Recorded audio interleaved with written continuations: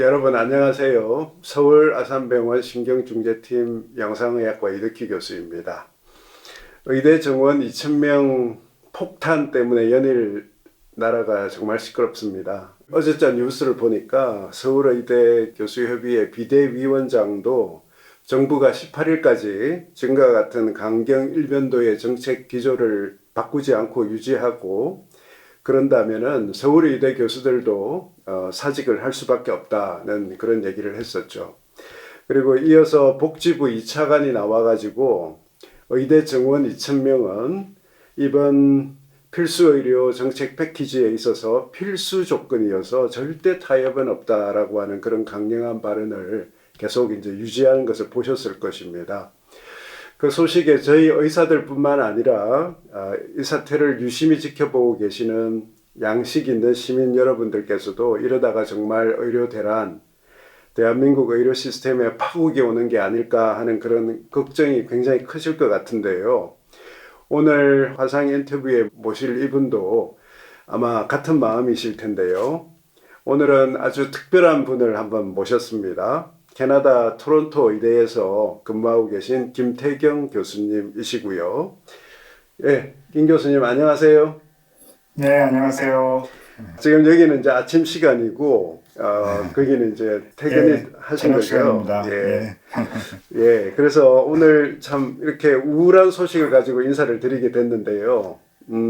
일전에 제가 그 메디게이트에 올리신 그 두 나라 사이에서라는 컬럼을 보고 연락을 드리게 됐습니다. 오늘 그 내용을 중심으로 해가지고 좀 말씀 나눠볼까 하는데 괜찮으시겠죠? 예, 좋습니다. 예, 읽어봐 주셔서 감사합니다. 네. 먼저 김 교수님 소개 간단히 좀 해주실까요? 예, 저는 토론토 의대 정교수로 있고요. 2003년부터요. 토론토 제너럴 병원이라고 있습니다. 캐나다 제일 좋은 병원이고 뉴스위크 평가에서 세계 3위 병원입니다. 대단히 좋은 병원입니다. 여기에 응상의학과 의사로 2003년부터 20년 동안 근무를 하고 있습니다.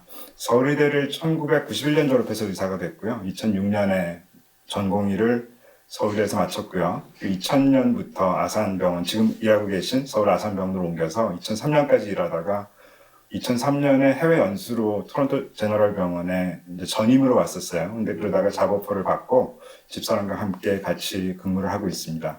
네. 정말 한국에 정말 필요한 인재인데 캐나다가 뺏어갔어요. 감사합니다. 예.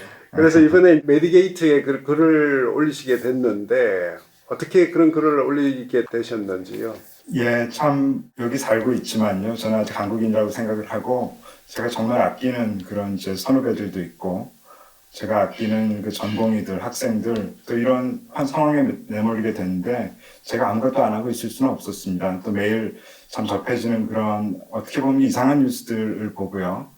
그래서 어떻게든지 조금이라도 도움을 드리고자 노력하기로 했습니다. 그래서 제 참 동료들한테 연락을 해서 어떻게 도움을 좋겠냐 이제 그렇게 해서 글을 올리게 됐습니다.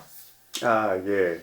그래, 글을 쭉 보다 보니까, 김 교수님 그러니까 조 교수 때까지 그런 젊은 시절 말씀부터 이제 시작을 하셨던데 굉장히 이제 우리 어려운 그런 시절을 지났지 않았습니까? 해 주셨는데 저는 그게 밑바탕이 돼서 우리 지금 현재 대한민국 의료가 있지 않나 하는 그런 말씀에 동의를 하고요. 근데 지금도 마찬가지지만 우리 굉장히 열심히 했죠, 그때. 네, 그럼요. 예. 참 저희는 파란만장한 시기를 지냈습니다. 아마 같은 시기에 대학도 하시고 전공도 하셨을 것 같은데 민주화 전이졌잖아요. 그때는 네. 참 힘들었고 민주화 된 다음에 이제 정말 공부밖에 해도 되는 상황이 됐잖아요. 이제 그러면서 모두 열심히 했죠. 그때는 참 한국 힘들었고요. 의료도 많이 떨어져 있었고 내가 왜 이 나라에 태어났을까 하는 후회도 있었습니다. 어쩌면요. 그래서 다 열심히 했고 또 그때부터는 해외에서 연수에 돌아오신 교수님들이 참 힘을 내서 열심히 가르치셨습니다. 또 저희도 논문도 많이 읽고 교과서도 읽고 논문을 따라 써보기도 하고요. 또 강의 뭐 여러 가지 케이스 발표 이런 걸 똑같이 하면서 참 열심히 했습니다. 다 집에 가는 사람이 별로 없었던 적도 있었어요. 그래서 다들 에너지가 넘치고 이제 그때는 경제가 점점 좋아지는 때라 막 10%씩 성장할 때잖아요. 그렇죠. 그래서 분위기가 좋았어요. 그래서 뭐 미래가 좋을 거다 이제 그런 생각이 있었으니까요. 항상 에너지가 있었죠. 이제 그런 게 참 우리가 이렇게 의료가 빨리 발전한 그런 원동력이 아니었나 생각합니다. 그죠. 그때만 해도 우리가 어떻게 보면은 좀 관성에 의해서 열심히 한 것도 있긴 한데, 맞습니다. 그때 특히 우리 영상의학과가 굉장히 두각을 나타냈었죠. 아유, 그럼요. 예. 그게 참 지금 생각하면 지금 벌어지고 있는 일이니까요. 지금 라디올로지라는 잡지 있잖아요. 그러니까 국제전으로 가장 좋은 임팩트 팩터 굉장히 높은 저널이죠.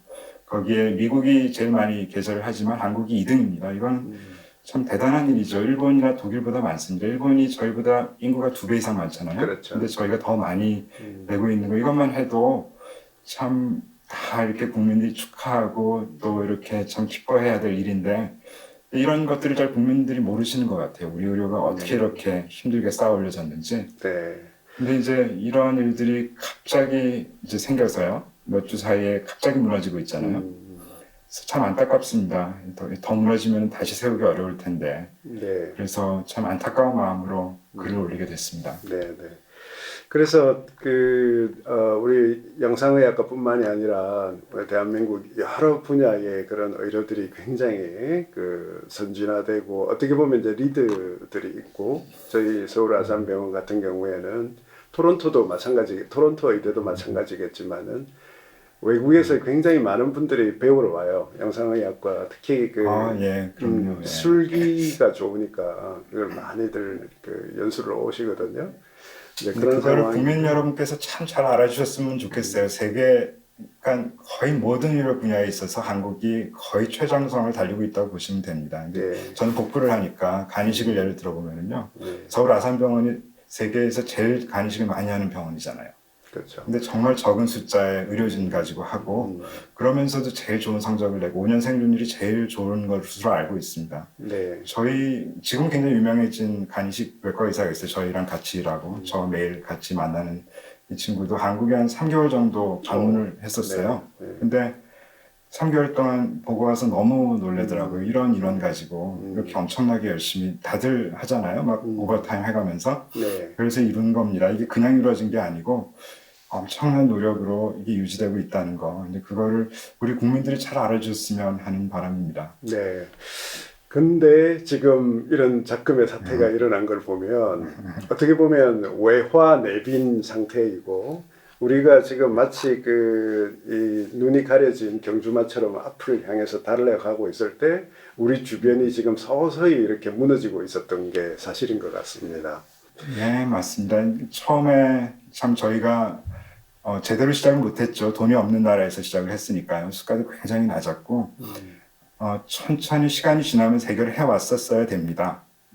이렇게 적은 인원을 가지고 전공의 전임의를 혹사시켜가면서 하는 그런 시스템이 유지될 수가 없었고요. 그리고 여러 필수 의료과도 이 수가 가지고 원가가 안 되는 진료를 하면서 계속 유지할 수가 없는 그런 상황이었죠. 이게 지금 터질 때가 됐는데 참 아주 이상한 모양으로 그렇죠. 터졌습니다. 네. 그래서 이번에 전공의들이 이제 각자 개별적인 그런 결정에 의한 거라고는 하지만 거의 대부분의 전공의들이 사직을 지금 한 상태거든요. 근데 이게 이제 18일 정도까지 이게 전공의들이 돌아오지 않으면 그 사직서가 이제 받아들여질 수밖에 없고 전공의들은 이제 돌아오고 싶어도 못 돌아오는 그런 상황이 될 수밖에 없는 그런 어려운 상황인데요. 그런데도 불구하고 언론은 대대적으로 의사들이 환자를 외면했다. 히포크라테스 선서를 내팽개쳤다. 뭐 이런 프레임으로 의사들을 의사 사회 전체를 도덕적으로 문제가 있는 집단으로 계속 싸잡아서 매도를 하고 있거든요. 그리고 2,000명이라는 그런 대규모 정원이 일시에 결정이 된 거잖아요. 그죠? 그리고 이게 절대 타협이 없다라고 하는 그런 완고한 정책을 계속 밀어붙이다 보니까 당사자이잖아요, 전공의들은. 그래서 반발의 의미, 어떤 좌절의 표현, 자기네들의 의사 표현이 대화로서 잘 안 되니까 가장 그런 민감한 전공의들이 사직 이런 강수를 이제 내면서 대응을 한 거 아니겠습니까? 근데 병원에 이제 와 보시면 응급실이나 중환자실 같은 그런 위중한 그런 문제에 대해서는 의료진들이 다 대응을 하고 있고 교수들이 열심히 지금 돌아가면서 당직 쓰고 보고 있거든요. 근데 마치 모든 의사들이 다 환자를 내팽개치고 지금 뛰쳐나갔다는 식의 그런 보도를 하고 있고 이래서 정말 상황을 피상적으로만 알고 계신 그런 일반인 여러분들의 그 여론이 사실 싸늘하거든요. 그래서 사실 우리나라뿐만이 아니라 제가 이제 인터넷 쭉 찾아보니까 선진국이라고 하는 그런 유럽 국가도 그렇고 캐나다도 과거에 보니까 의사들이 스트라이크를 많이 했더라고요. 그런데도 네. 예, 그 내용을 보면은 뭐 월급이라든지 이런 처우 개선 이런 문제더라고요. 그런 걸로도 파업을 하는데 이렇게까지 매도되지는 않거든요. 그 캐나다는 실제 그 언론이나 일반 분들이 보는 그런 의사들에 대한 그런 시각 이런 거는 좀 어떤가요? 우리나라하고 좀 비교를 한번 해주시겠어요? 네, 아주 좋은 포인트신데요. 근데 한국 의사들이 참 국민들께 사랑을 받지 못하죠. 오히려 비판을 당하고 참 제 친구 의사도 굉장히 열심히 그런 위기 상황에 잘 대처를 했는데도 막 국회에 불려가서 야단을 맞더라고요. 그래서 그런 걸 보면서 참 이상하다. 오히려 칭찬을 해줘야 되는데 그런 생각을 하기도 합니다. 이제 그런 일들이 반복되다 보니까 국민들의 의사에 대한 생각이 어떻게 스테레오타입으로 굳어지는 것 같아요. 의사는 이기적이다. 의사는 돈을 좋아한다. 또 드라마 같은 데서 의사들이 주로 환자 열심히 안 보고 다 뭐 승진하려고 그러고 정치적으로 뭘 해보려고 그러고 그런 의사들이 많이 등장하잖아요. 그래서 지난번에 몇 년 전에 그 슬기로운 의사생활이라는 드라마가 넷플릭스에 나왔더라고요. 그래서 네, 네. 한두 편 보기 시작했다가 이제 밤을 새워서 다 보게 됐습니다. 어떤 에피소드는 막 몇 번씩 보고요. 보면서 막 울기도 하고 그랬습니다. 참 한국 드라마가 그렇게 이제 한국 의사의 모습을 아주 진정으로 잘 보여준 그런 드라마가 없었다고 생각이 듭니다. 그래서 그게 참 좋은 영향을 끼쳤을 거라고 생각은 드는데 그래도 아직도 부족한 모양이죠. 물론 한국에도 안 좋은 의사도 있겠죠, 그죠? 이기적인 의사도 있고 또 뭐 폭리를 취하는 의사도 있을 거고요. 근데 그런 분들만 언론에 좀 나오시는지도 모르겠어요. 또 이렇게 열심히 하는 간이식 열심히 세계 최고의 병원을 만든 그런 의사분들은 별로 안 나오시지 않나요? 그런 생각도 하고요. 또 이번에 코비드-19 팬데믹 때요. 네. 저희는 물론 병원에서 열심히 일했습니다. 뭐 보호장구를 끼고. 그런데 굉장히 많은 응원을 받았어요. 저희 뭐 환자분들도 그렇고 그 또 좀 재벌 분들도 그렇고 엄청 도네이션을 많이 하셨어요. 저는 그 점심 티켓 그런 걸 많이 받았고 뭐 커피도 그냥 공짜로 받기도 하고 그리고 그로서리 쇼핑 힘들잖아요. 장 네. 보러 가면은 줄 서서 해야 되니까 이제 그것도 시간이 걸리니까 제 아이들 보여주면 그냥 들어가기도 하고 막 그 소방차들이 몰려와가지고 병원 앞에서 그 경적을 울리면서 막 노래같이 하기도 하고요. 응원을 하는 거죠. 길이 다 어차피 다 비어 네, 있으니까. 예, 이제 그런 것들이 참 뉴스에도 나오고 또 저 프리미어 그 주지사죠. 그분이 한 며칠에 한 번씩 그 발표를 합니다. 지금 상황과 정책을 발표할 때마다 항상 의사 간호사가 정말 최선을 다해서 열심히 하고 있다. 감사하다. 그런 걸 빠뜨리지 않았죠. 이제 그런 게 국민들 마음속에 각인이 되는 거죠. 그래서 의사들이 나쁜 사람이 아니다. 의사들이 참 우리 사회를 먹여 살리고 있다. 이렇게 생각을 하게 되는 거죠. 다른 면으로 보면 그러면 캐나다 의사들이 돈을 적게 벌어서 그런 건가? 한국보다요? 그렇게 생각하실 수 있는데 전혀 그렇지 않습니다. 저는 양쪽을 다 살아보기 때문에 정확히 알죠. 한국보다 훨씬 많이 벌고 휴가도 훨씬 많이 갑니다. 저는 휴가가 8주나 되니까요, 1년에. 아, 그런데도 참 근데 의사 이 월급이나 이제 제가 빌링한 거 1년 동안 빌링한 액수가 이거는 공개 정보입니다. 캐나다는 특히 의사들이 정보를 가리지 않아요. 다 보여줍니다. 그래서 제 이름 쳐보시면 알 수 있습니다. 얼마 벌었는지. 그 정도로 다 알려진 일반인이 아는데도 불구하고 저렇게 열심히 오랫동안 공부를 하고 노력을 하고 아무나 할 수 없는 거를 지금도 노동 강도가 다른 직업에 비해서는 훨씬 크거든요. 네. 그러니까 아마 한국에서는 그러지 않을 수도 있겠습니다. 다른 직업도 힘든 직업이 많을 텐데 여기는 다른 직업에 비하면 뭐 월등하게 일을 많이 합니다. 그런 걸 고려하면 그게 정상적인 보상이다 이렇게 생각을 하고 그것 때문에 영향을 받아서 의사를 비난하지는 않습니다. 네. 한국에서는 코비드 같은 기간 동안에 그런 뉴스보다는 코비드 백신 합병증 때문에 많이 고통을 받으셨잖아요. 이제 그런 뉴스가 많이 나오고 제가 작년에 한국에 강연을 갔을 때 그런 데모가 아직도 안 끝나고 있더라고요. 네. 그래서 많이 놀란 적이 있습니다. 근데 사실은 한국이 코로나 방역은 세계에서 제일 잘한 나라 중에 하나거든요. 네. 사망자도 제일 적은 편에 속했고 음. 우리 국민들이 정말 중환자실 한 번도 안 무너지고 잘했잖아요. 네. 캐나다도 그렇지 못했거든요. 뭐 위기가 여러 번 있었습니다. 근데 그렇죠. 한국은 잘했잖아요. 이제 그거를 칭찬해주고 기뻐해야지 이렇게 비난할 일은 그 비난을 더 많이 해서는 안 된다고 생각합니다. 네. 사실 그 당시에도 굉장히 잘한다. 그리고 그 눈 뜨보니 뭐 선진국이 되었다. 뭐 이런 말도 하고 그랬었거든요. 근데 그렇군요. 왜 네. 그런 그 부정적인 부분들이 사람들의 뇌리에 꽉 박혀 있냐면 결국 언론입니다. 그러니까 그 당시에 그 진보 정권이었잖아요.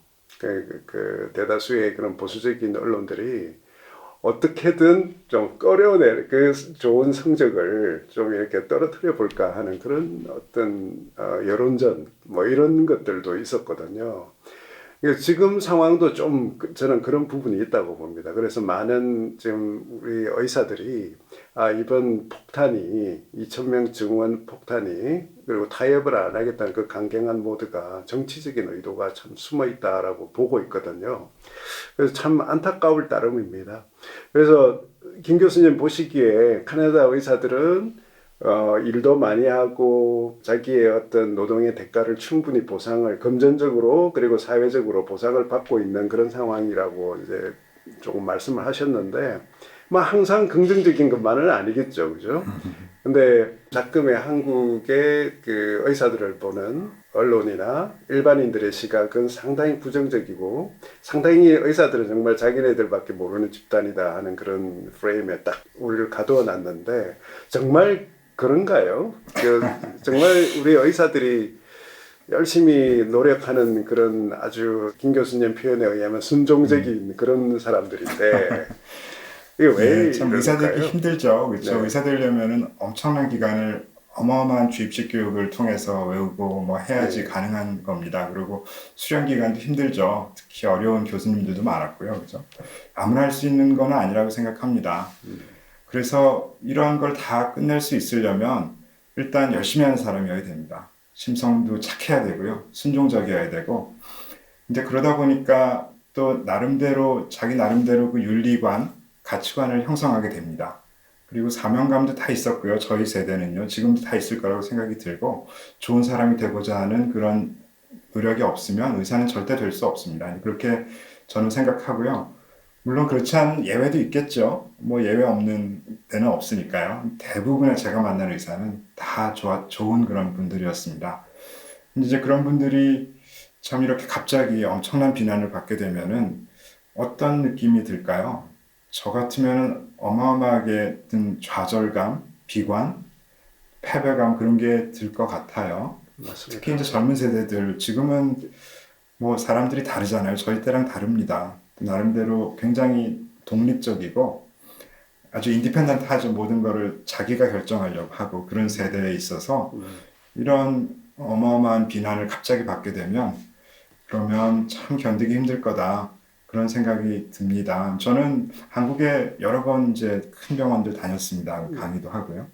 거기서 많은 사람들 만나고 저녁도 같이 먹고 얘기를 해보면 다 너무너무 좋은 자질의 그런 좋은 의사들입니다. 이제 그런 참 캐나다에 비하면 너무너무 우수합니다. 이런 분들이 갑자기 떠나게 되는 상황이 되니까 너무 힘들고요. 이분들이 더 무너지기 전에 빨리 돌아오게 해야 됩니다. 지금 뭐든지 간에 다 중지하고요.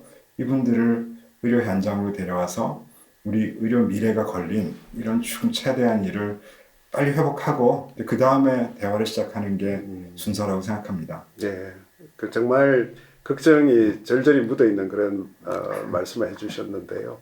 그리고 또 이번에 필수 의료 정책 패키지라는 거를 이제 자세히 보면은 이런 부분이 있어요. 물론 이제 의사들에 대한 이제 당근책일 수도 있는데 의료인 형사처벌 부담 완화 이런 부분이 있거든요. 그런데 그 디테일로 이제 들어가면 의사들도 불만이고 문제가 있다고 보고 물론 또 환자 단체는 극구 반대를 하죠. 그런데 이 부분은 제가 보기에는 의사들이 그런 의료 행위에 대한 신뢰성 회복 요 문제 같거든요. 그 캐나다는 그 말씀 보니까 굉장히 의료인 자격에 대해서 엄격하게 이렇게 관리를 한다고 하던데요. 그 말씀 좀 해주시죠. 네, 그러니까 의사 면허에 대한 건데요. 네, 저희는 보건복지부가 면허를 교부하고 취소할 수도 있겠죠. 그렇죠. 근데 보건복지부는 의사 집단은 아니지 않습니까? 전문가들이 많이는 없을 거라고 저는 짐작을 합니다. 근데 이제 캐나다는 정부기관도 아니고 의사협회도 아닌 제3의 기관을 만들어서 거기서 의사 면허를 이제 교부하고 그리고 취소도 할 수 있고 정지도 할 수 있고 벌금을 매길 수도 있고 여러 가지 페널티를 줄 수 있는 네, 그런 아주 강력한 기관을 만들었습니다. 한 35명 정도 위원들이 있어요. 그 중에 의사가 한 60% 정도 되는 걸로 들었습니다.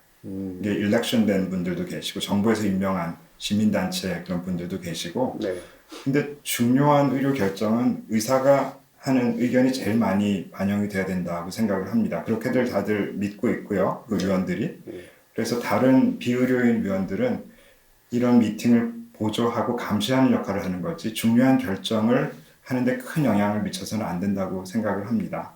이건 전문적인 영역이니까 모두가 다 쉽게 이해할 수 있는 부분이 아니거든요. 네. CPSO라는 게 그게 아까 말씀하신 그러니까 정부도 아니고 의사단체도 아닌 제3의 기관을 CPSO라고 한다는 거죠. 예, 맞습니다. 네. 예, 예. 거기서 의사 면허 번호가 생기고 거기 로그인 안 해도 그냥 쳐보면 누구나 다 어떤 일을 하고 있는지 어디서 하고 있는지 네. 무슨 말을 하는지 어떤 분야를 하는지 다 볼 수가 있고요. 어떤 의사가 뭐 벌을 받았으면 그 내용도 다 나옵니다. 모든 게 오픈되어 있는 거죠. 캐나다는 굉장히 오픈 소사이티다 그렇게 보시면 되고요. 그리고 의료 과실에 대한 부분인데요. 이거는 어느 나라를 가나 굉장히 헤데이크일 겁니다. 네. 복잡한 문제고요. 그래서 malpractice insurance를 다 의무적으로 들게 되어 있습니다. 근데 보험을 들지 않으면 의사가 될 수 없고 또 병원에서 고용하지 않습니다. 미국도 마찬가지고요. 미국은 이 malpractice insurance 의료 과실 보험이죠. 이것만 가지고 몇 천만 원씩 낸다고 들었습니다. 캐나다는 그거보단 싸서 한 5,600만 원 정도 돈을 내고요. 매년. 예, 매년 내고 아무 일도 없으면 한 절반 정도 돌려받고요. 네. 근데 CMPA라는 기관입니다. 이게 이제 캐나다 Malpractice Protection Association 그렇겠죠. 예. 근데 이거는 비영리 단체입니다. 근데 그게 또 미국하고 큰 차이예요. 미국은 이 malpractice insurance 회사들도 다 영리 단체일 겁니다. 그래서 경쟁을 하고 또 보험료도 뭐 많이 페이할 수도 있겠죠 환자한테. 뭐 그러면서 보험료도 올라가고 그러다 보니까 이제 몇 천만 원씩 된 거겠죠. 네. 이제 캐나다는 이 CMPA라는 단체가 캐나다 거의 모든 의사의 보험을 관장하고 있습니다. 그러다 보니까 보험료가 싸고 굉장히 리즈너블하게 되고 있습니다. 그래서 형사처벌을 받는 의사의 죄는 그렇게 많지 않습니다. 사실 그렇겠죠. 일부러 뭐를 잘못하는 의사가 얼마나 많겠어요. 그죠? 그렇죠. 형사처벌은 대부분은 성적인 문제일 겁니다.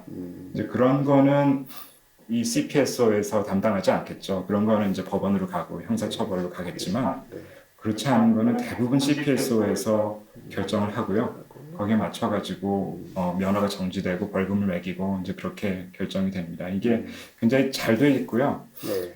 저희가 뭐 저도 여기 몇 번 이제 신고를 당한 적이 있어요. 아무 일도 없는 걸로 결론은 났지만 뭐 몇 년 걸려서 이제 고생을 한 적도 있고요. 근데 네. 그게 변호사들이 다 알아서 하니까 저는 거의 아무 할 일이 없습니다. 변호사가 말하기를 몇 년 동안 잊어먹고 있으면 다 해결해 주겠다 이렇게 얘기를 합니다. 네. 실제로. 네. 그리고 뭐 다른 의사들 다 그런 경험들이 많겠죠. 근데 저는 알 수도 없고 알 필요도 없고 그렇습니다. 그렇군요. 이 부분은 사실은 이제 의사 단체들도 조금 더 이제 그 디테일을 잘 정리를 해야 된다 이런 이제 주장들을 하고 있는데 이제 캐나다나 이제 그쪽 사례들을 잘 연구를 해야 될 것 같습니다. 그리고 내용 중에 보니까 김 교수님이 한국 의료 시스템의 문제 중에 하나로 이제 지적하신 게 그 수가를 굉장히 강조하셨던데요. 캐나다와는 달리 이게 한국은 소위 말하는 fee for service 그 행위별 수가제잖아요. 근데 요게 이제 뭐 행위별 수가제 그러면 처방을 낸 만큼 그 의사가 의료비를 돌려받는다는 이제 병원이 돌려받는다는 그런 구조라서 의사가 처방을 낼 때마다 병원은 수익이 증가하는 그런 구조로 되어 있는데 저는 이게 작금의 문제의 핵심 뭐 여러 가지 원인이 있겠지만 그 중에 원인 중에 하나가 아닐까 이렇게 생각을 하고 있는데요. 캐나다 시스템하고 비교해서 이게 어떤 문제가 실제 있는지 사례를 가지고 좀 말씀해 주면 좋겠습니다. 그래서 캐나다가 사회주의 의료다 보니까 피플 서비스가 아니라고 생각하시죠. 아마 지금 교수님도 그렇게 생각하시는 것 같은데 그렇지 않습니다. 캐나다도 피플 서비스고요. 미국하고 거의 동일하다고 보시면 됩니다. 차이가 있다면 캐나다는 싱글 페이어, 그러니까 퍼블릭 인슈런스가 전체 국민을 다 커버하죠. 의료비가 이제 유저스 피가 없습니다. 그러니까 본인 부담금이 없죠. 그래서 병원 가서 무슨 치료를 받든 국민은 한 푼도 내지 않습니다. 이제 그게 첫 번째 차이고요. 두 번째는 의료보험료라는 게 없습니다. 그냥 세금으로 다 하기 때문에 의료보험료는 아무도 내지 않습니다. 대신에 세금이 엄청 많죠. 세금이 돈을 많이 버는 사람은 이제 저 같은 사람은 53%입니다. 세금이죠. 이제 그게 의료보험이 포함되어 있다고 보시면 되고, 그 세금을 많이 내는 건 이제 그게 의사가 비난받지 않는 원인 중에 하나가 아닌가 생각도 듭니다. 세금 많이 내서 의료를 다 커버해 주니까 이제 그렇게 생각하실 수도 있겠죠. 근데 이제 수가가 좀 말씀이 길어질 수도 있겠는데, 근데 저는 제 행위를 가지고 빌링을 합니다, 그죠? 그 국가 인슈런스에다가 제가 CT 판독을 하나 하면 제가 한 그 전문 분야 프로페셔널 피가 저한테 돈이 얼마가 떨어지죠. 근데 그게 저한테 직접 옵니다. 이게 병원으로 가지 않아요. 저한테 직접 돈이 옵니다. 이게 완전히 독립돼 있습니다. 이제 병원이 받는 돈은 이거 테크니컬 피 쪽이죠. 그거는 뭐 저희가 테크놀로지스도 고용을 할 거고 간호사도 고용을 할 거고 장도 있어야 되고 기계도 있고 그렇죠. 그런 거는 그쪽 피로 가지만 제가 하는 전문 분야 돈은 저한테 직접 옵니다. 그러니까 제 빌링인 거죠. 서전도 마찬가지고요. 그러니까 간이식을 하는 의사가 간이식을 하면 그게 얼마가 그 분께 직접 돈이 쏘아지는 거죠. 예를 들어서 그 돈이 원가의 70%밖에 안 된다고 생각을 해봅시다. 이제 그러면 그 외과 의사는 뭐 그렇겠죠, 그죠? 그렇죠. 그러니까 100%는 맞춰줘야 되고, 그러니까 캐나다는 참 시스템이 다릅니다. 그런 점에서는 이제 그게 모여서 자기 수입이 되는 거고요. 근데 그거를 제가 다 가져가는 건 아니고요. 저도 비서도 있어야 될 거고, 또 펠로우는 저희가 페이하거든요. 펠로우는 저희 돈에서 페이하게 되고, 그리고 이제 과마다 풀링을 합니다. 저희 과는 한 120명 정도 그 전문의가 있는데 120명의 빌링을 다 모아서 그냥 나누기 120을 해가지고 줍니다. 월급처럼 줍니다. 이제 그렇게 하니까 그 독립적으로 이게 채산이 된다는 게 참 중요한 겁니다. 그러니까 외과 의사가 CT나 MRI를 오더하는 걸로 외과 의사가 받는 수입은 하나도 없는 거죠. 그러니까 영원 1원도 없는 거죠. 그러니까 과잉 검사를 할 이유가 하나도 없습니다. 꼭 필요할 때만 낼 수밖에 없는 거죠. 그리고 검사 내면서 누구나 다 이제 자기 머릿속에 그런 생각이 있습니다. 내가 불필요한 검사를 내면 세금을 쓰는 거니까 내가 세금을 조금 더 내야 되지. 맞네요. 그렇죠? 다 그런 생각들을 하고 있습니다. 그래서 최소한의 그 검사를 가지고 이제 진료를 하도록, 그러니까 적정한 검사를 하도록 하는 게 자연적으로 이루어진다고 보시면 됩니다. 이제 저는 오더를 하는 것만 가지고 이제 검사 판독을 하는 거고요. 또 시술도 하는 거고.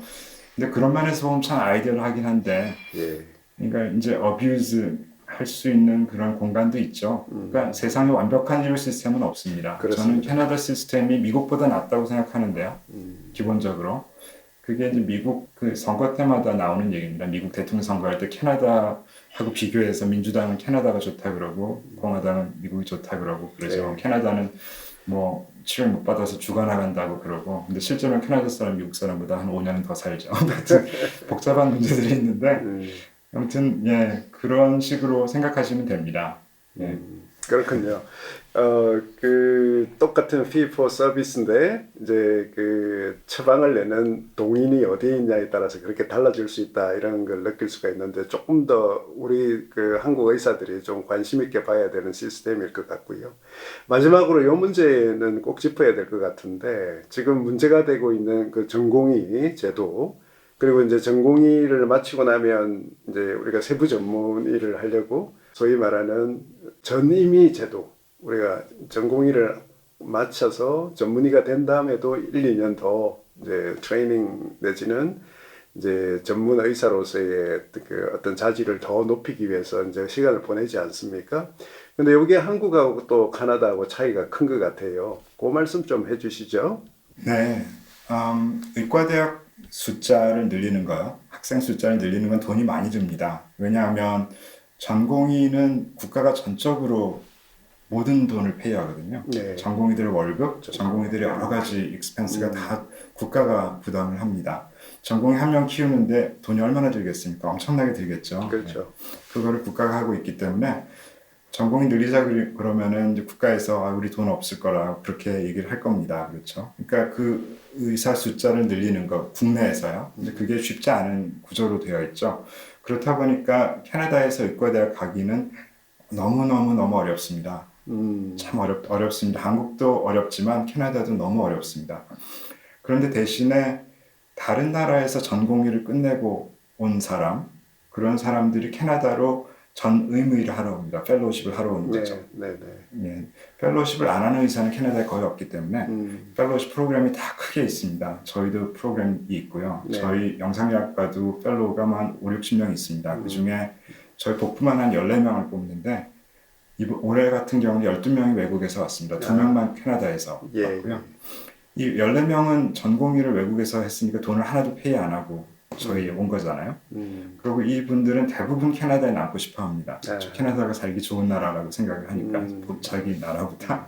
네. 그러니까 이제 이분들을 뽑으면 아주 싼 값으로 전문의를 뽑을 수가 있는 거죠. 교수위원을 늘릴 수가 있는 거고. 그러니까 이제 국제화가 된 나라입니다. 캐나다는 세계에서 제일 많이 국제화가 된 나라고요. 참 어마어마하게 섞여 있습니다. 이제 토론토에 가보시면 아시겠지만 이게 정말 이 백인의 나라가 맞나 싶을 정도로 50% 이상이 유색인종이죠. 저희는 토론토는요. 저희 병원에도 저희 의사들 저희 과에 복부 전문의가 한 35명 되거든요. 영상의학과에. 근데 그 중에 캐나다에서 태어난 사람이 한 5명? 그 정도로 굉장히 적습니다. 국제화되어 있거든요. 네. 예, 굉장히 국제화되어 있고. 그래서 제가 한국에 올 때마다 그런 말씀을 좀 드립니다. 한국은 국제화가 제일 안 된 나라 중에 하나거든요. 더 안 된 나라가 바로 옆에 있어요. 일본이라고. 그렇죠. 그래서 그 전철을 따라가면 안 됩니다. 일본보다는 덜하지만 저희는 참 엄청나게 좋은 그런 성적을 내고 그 경쟁력을 갖고 있음에도 불구하고 아무도 한국에 뭐 펠로우십을 하러 오지 않잖아요. 클리니컬 펠로우십이요. 그렇죠. 알겠습니다. 그 말씀을 들어보니까 그런 이제 국제화 문제 이런 것들도 이제 조금 차이가 있는 것 같고요. 그리고 사실 이제 그 캐나다는 전공의들이 병원에서의 그런 실질적인 임상의 어떤 워크호스로서의 역할은 아주 작을 거라고 보는데 한국은 또 상황이 그렇지 않기는 한데요. 그래서 이렇게 전공의들이 정말 중요한데 지금 이제 병원에 없으니까 문제인데 사실 저한테도 전공의들이 가끔씩 이제 카톡을 보내와가지고 죄송합니다 교수님 빨리 상황이 개선되면 좋겠습니다 이런 이제 바람을 전하기도 하고 그럽니다. 근데 문제는 상당수의 관련자들의 말에 의하면 이번 사태의 결과가 어떻게 나오는가 상관없이 돌아오지 않겠다는 전공의들도 적지 않다는 그런 말이 있거든요. 그래서 이제 이런 친구들은 지금과 같은 이런 상황에서 수련 받고 나서 제대로 된 그런 온전한 의료 행위를 행하기 어렵다고 보는 거 아닌가 이런 생각이 저는 들던데요. 그래서 여기저기 그런 필수 의료 공백, 그 지역 의료 공백 이런 걸 해결하려면 이렇게 해야 된다, 이렇게 하는 게 좋겠다 이런 얘기들이 많이 쏟아지고 있기는 한데 사실 우리 의료인들을 우리가 지금 이 활동해야 되는 이 무대, 이 의료 시스템이 정상 작동할 수 있도록 그동안 얼마나 신경을 썼었는지 하는 반성이 정말 필요할 것 같습니다. 선생님 오늘 말씀해 주신 그런 캐나다 사례들도 잘 연구를 하고 그게 의료 시스템 전문가뿐만이 아니라 제도 전문가뿐만이 아니라 우리 그 안에서 일을 하는 의사들, 개개인들도 굉장히 좀 관심을 가지고 이 부분을 좀 봐야 되지 않겠는가 하는 그런 어떤 경고 또는 이 아주 큰 경종이 지금 울리는 중이라고 저는 그런 생각이 들거든요. 그래서 긴 시간 이렇게 캐나다 사례를 들어가지고 지금 상황 조금이라도 도움이 되게 말씀을 나눠주신 거 정말 감사하고요. 오늘 말씀을 좀 마무리를 좀 해주시면 감사하겠습니다. 예. 예, 제가 전공의 분들께 말씀을 드리고 싶은 거는요. 저희가 그냥 이렇게 패배감에 쌓여서 좌절감, 어떤 싸움 이런 것으로만 생각하면 안 됩니다. 이게 이런 상황일수록 제가 생각하는 제일 좋은 방법은 일단 공부를 하는 겁니다. 모여서 아까운 시간 낭비하지 말고 모여서 우리 시스템이 뭐가 잘못됐는지 그 본질이 뭔지 잘 연구를 하는 겁니다. 그리고 우리가 어떻게 해야지 문제를 해결할 수 있을지 자꾸 자료를 만들고 외국 사례도 보고 또 토의도 하고요. 회의도 하면서 그러면서 자꾸 우리 국민들이 이해할 수 있는 그런 자료를 자꾸 만들어내야 됩니다. 그러면서 여론을 바꿔나가야죠. 그냥 패배감 쌓여가지고 나 안 돌아갈래 이렇게 하고 있으면 안 됩니다. 정말로 안 됩니다. 그리고 참 한국 좋은 나라입니다. 그리고 참 좋은 분들 모여 있고 여러분들 선생님들도 너무 좋으시고 그리고 이 시스템의 문제지 그 인적 자원, 한국이 가진 이 무궁무진한 인적 자원은 다른 나라와 비교해서는 비교할 수 없을 정도로 엄청나게 높은 수준에 있다고 생각을 합니다. 비록 좀 어려우시겠지만 지금 이 시간 그런 식으로 잘 보람 있게 보내시고 다시 원점으로 빨리 돌려야 됩니다. 스탑하고요. 모두가 스탑하고 이제 정말 아무것도 없는 백지 상태에서 같이 모여서 연구하고 시간이 오래 걸리겠죠. 그래서 제일 좋은 그런 참 한국 미래, 한국 의료 미래를 잘 설계할 수 있는 그런 방법을 완전히 만들어서 합의를 하고 그래서 뭐 의대 증원이든 뭐 필수과의 수가를 인상하든 이런 거를 해결해 나가야 된다고 그게 순서라고 생각합니다. 예, 파이팅 한번 해야 되겠습니다. 감사합니다. 예, 정말 이런 답답한 마음에 캐나다에 계신 교수님까지 이렇게 모셔가지고 말씀을 들어보게 됐는데요. 오늘 김태경 교수님의 이 인터뷰가 지금 상황을 이해하시는데 조금이라도 도움이 됐으면 하는 그런 바람에 오늘 이 말씀을 좀 마무리를 하고요. 그 인터뷰는 일단 오늘 이렇게 마치도록 하겠습니다. 김 교수님 감사합니다. 감사합니다. 예, 여러분 오늘도 시청해 주셔서 감사합니다. 이상 마치겠습니다.